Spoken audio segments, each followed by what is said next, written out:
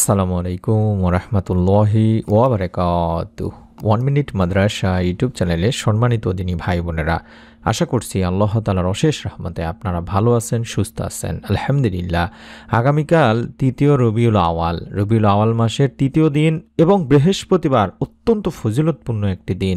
আসরের নামাজের পরে অবশ্যই দেখে দেখে হলো 21 বার মনের নেক আশা পূরণের এই ছোট্ট দোয়াটি পাঠ করবেন। আল্লাহ তাআলা আশা করছি আপনার মনের নেক আশাগুলো মাগরিবের আগেই পূরণের একটি সুসংবাদ দান করবেন। তাই মনের মধ্যে শতভাগ বিশ্বাস নিয়ে নিয়ম মেনে আমলটি করবেন। অবশ্যই ভিডিওটি নিয়ম মেনে আমলটি করতে হবে, তার জন্য ভিডিওটি মনোযোগ দিয়ে সম্পূর্ণ দেখার অনুরোধ করছি। রবিউল আওয়াল খুবই ফজিলত ও বরকতের মাস। অধিকাংশ আলেমের মতে রমজানের পরই রবিউল আওয়ালের মর্যাদা। রমজান মাসের মর্যাদা অধিক হওয়ার কারণে এ মাসে কোরআন নাজিল হয়েছে। আর রবিউল আওয়াল মাসের মর্যাদা অধিক হওয়ার কারণ এ মাসে নবী করিম সাল্লাল্লাহু আলাইহি ওয়াসাল্লাম পবিত্র মক্কা শরীফে ভূমিষ্ঠ হয়েছেন।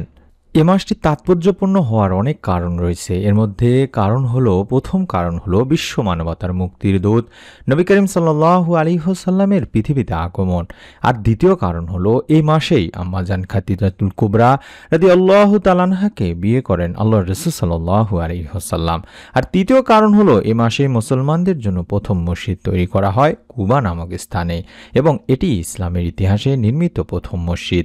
আর চতুর্থ কারণ হলো এই মাসে আল্লাহর রাসূল সাল্লাল্লাহু আলাইহি ওয়াসাল্লাম প্রিয় মাতৃভূমি মক্কা ছেড়ে মদিনায় হিজরত করেন, এবং যেদিন তিনি মদিনায় পৌঁছান তা ছিল সোমবার 12 রবিউল আওয়াল।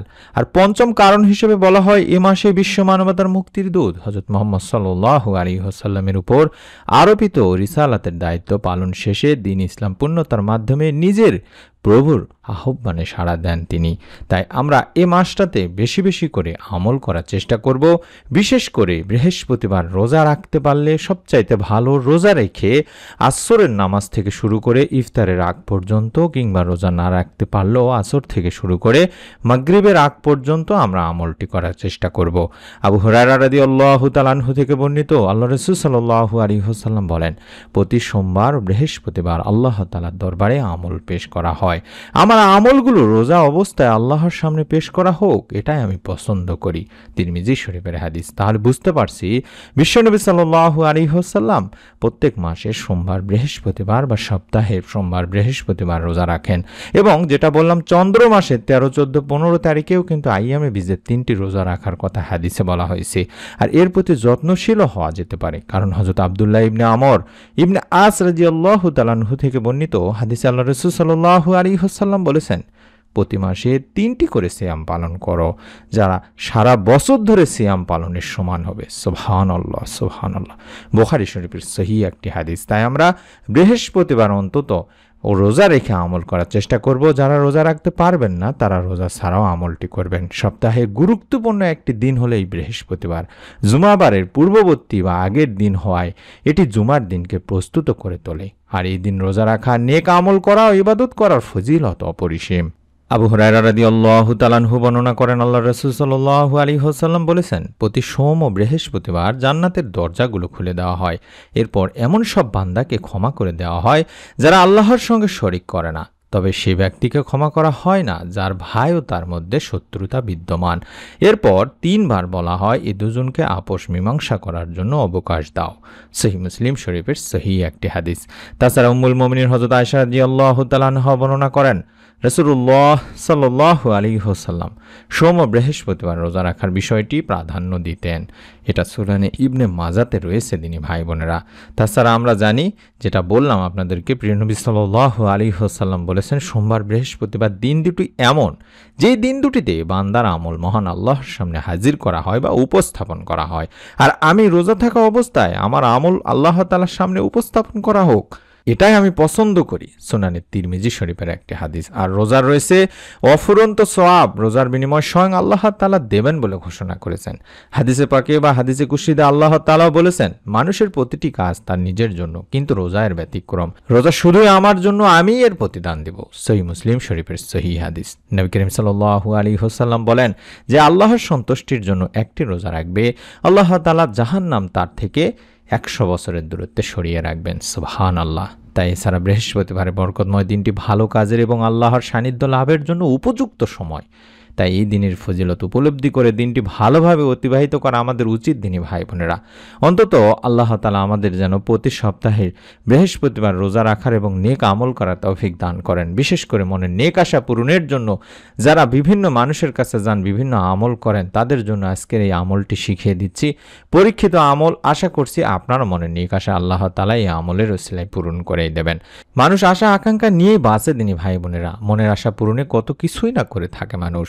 অনেকে অনেক আমল করে থাকেন, কিন্তু মনের আশা পূরণে ইসমে আজমের আমল হলো সর্বোৎকৃষ্ট উপায়। ইসম শব্দের অর্থ নাম, আর আজম শব্দের অর্থ হলো মহান বা শ্রেষ্ঠ, আর ইসমে আজম অর্থ হলো মহান শ্রেষ্ঠ নাম। মহান আল্লাহ তাআলার অসংখ্য নামের মধ্যে কিছু নামকে ইসমে আজম বলা হয়, তবে সেই নামগুলো কি এ ব্যাপারে অনেক অভিমত রয়েছে।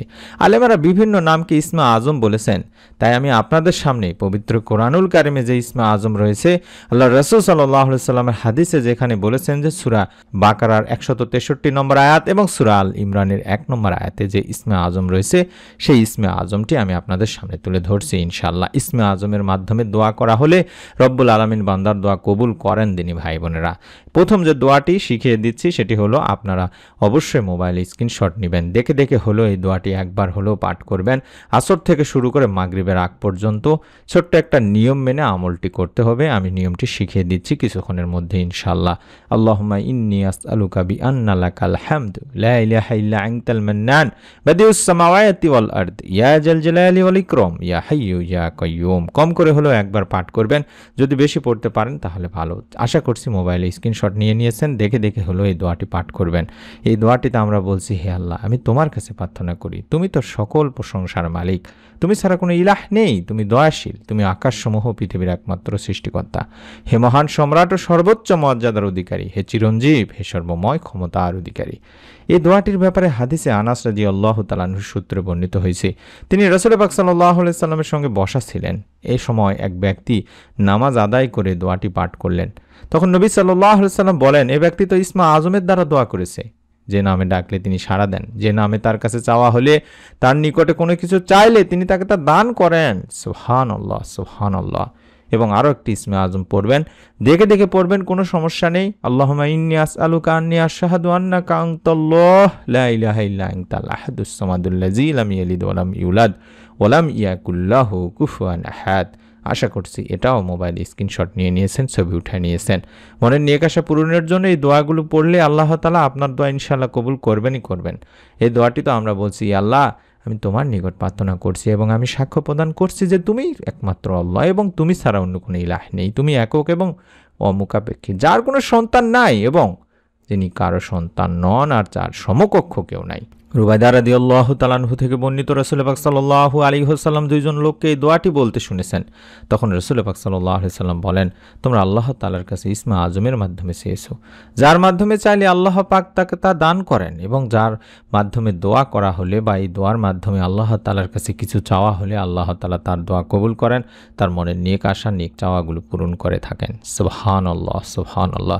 ছোট্ট নিয়মটি এবার বলে দিচ্ছি, আশা করছি এই নিয়মে আমলটি করবেন। আমরা জানি দরুদবিহীন দোয়া আল্লাহ তাআলার কাছে পৌঁছায় না, তাই দোয়ার সময় অবশ্যই আল্লাহর প্রশংসার পাশাপাশি রাসূল পাক সাল্লাল্লাহু আলাইহি সাল্লামের প্রতি আমাদের দরুদ পড়তে হবে। হযরত আনাস রাদিয়াল্লাহু তাআলা আনহু বর্ণনা করেন, রাসূলুল্লাহ সাল্লাল্লাহু আলাইহি ওয়াসাল্লাম বলেছেন, যতক্ষণ রাসূল পাক সাল্লাল্লাহু আলাইহি ওয়াসাল্লামের উপর দরুদ পড়া হবে না, ততক্ষণ তা বাধাগ্রস্ত অবস্থায় থাকবে, অর্থাৎ এই দোয়া আল্লাহ তাআলার কাছে পৌঁছাবেও না, এই দোয়া আল্লাহ তাআলা কবুলও করবেন না। তাবারানী শরীফের একটি হাদিস। তাই আমরা দোয়ার শুরুতে অবশ্যই কম করে হলেও 21 বার কিংবা 3 বার 11 বার, চাইলে 21 বার একটি ছোট্ট দরুদ শরীফ পড়ে নেবেন। আল্লাহুম্মা সাল্লি ওয়া সাল্লিম আলা নাবিয়িনা মুহাম্মদ, এই দরুদটি পড়ে নিতে পারেন, অথবা দরুদ ইব্রাহিমও পড়তে পারেন। আল্লাহুম্মা সাল্লি ওয়া সাল্লিম আলা নাবিয়িনা মুহাম্মদ, এভাবে 21 বার। বৃহস্পতিবার রোজা রাখতে পারলে ভালো, রোজা না রাখতে পারলেও আসরের সালাত আদায় করার পরে, এবং যদি রোজা রাখেন মাগরিবের আগ পর্যন্ত বা কিংবা ইফতারের আগ পর্যন্ত অন্তত এই দরুদ শরীফটি 21 বার আগে পাঠ করে নেবেন। তারপরে মনের নেক আশা পূরণের যে দুটি দোয়া দেখিয়ে দিয়েছিলাম, প্রথম যে দোয়াটি ছিল আল্লাহুম্মা ইন্নী আসআলুকা বিআন্না লাকাল হামদু লা ইলাহা ইল্লা আনতাল মান্নান বাদিউস সামাওয়াতি ওয়াল আরদ ইয়া জাল জালালি ওয়াল ইকরাম ইয়া হাইয়্যু ইয়া কাইয়্যুম। এভাবে অন্তত কম করে হলো একবার পাঠ করবেন এবং একবার পাঠ করবেন আল্লাহুম্মা ইন্নী আসআলুকা আন্নী আশহাদু আন্নাকা আনতাল্লাহ লা ইলাহা ইল্লা আনতাল আহাদুস সামাদুল্লাযী লাম ইয়ালিদ ওয়া লাম ইউলাদ ওয়া লাম ইয়াকুল লাহু কুফুয়ান আহাদ। এভাবে অন্তত এটাও একবার পাঠ করে দুই হাত তুলে আল্লাহ তাআলার কাছে দোয়া করবেন। দোয়ার শুরুতে আল্লাহর প্রশংসা করবেন তিনি ভাই বোনেরা। চাইলে সূরা ফাতিহা পড়তে পারেন অথবা আলহামদুলিল্লাহ বলে হাত উঠাবেন। তারপর বিশ্বনবী সাল্লাল্লাহু আলাইহি ওয়াসাল্লামের প্রতি দরুদ পাঠপূর্বক দোয়া করবেন। আপনার মনে যত নেক আশাগুলো আছে সেগুলো আল্লাহ তাআলার কাছে তুলে ধরবেন। ইনশাআল্লাহ রব্বুল আলামিন আপনার মনের নেক আশাও পূরণ করার সুসংবাদ দান করবেন। মনের মধ্যে শতভাগ বিশ্বাস নিয়ে নিয়ত করে অন্তত আমলটি করুন।